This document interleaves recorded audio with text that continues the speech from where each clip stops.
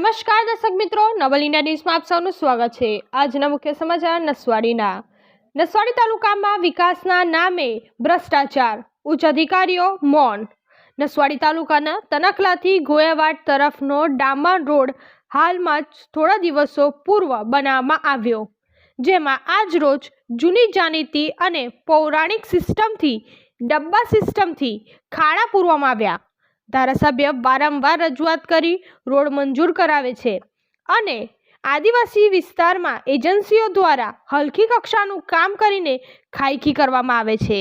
જ્યારે બનતો હતો ત્યારે સ્ટેટ આરએનબીના એન્જિનિયરો અને અધિકારીઓએ કોઈ ધ્યાન ના આપ્યું અને એજન્સીની મિલીભગતથી ભરપૂર ભ્રષ્ટાચાર કર્યો અને ટૂંક જ સમયમાં રોડ તૂટી જતા, ડામર ઉખડી જતા અને ખાડાઓ પડી જતા જૂની પૌરાણિક સિસ્ટમથી રિપેરિંગ કામ કરવામાં આવ્યું।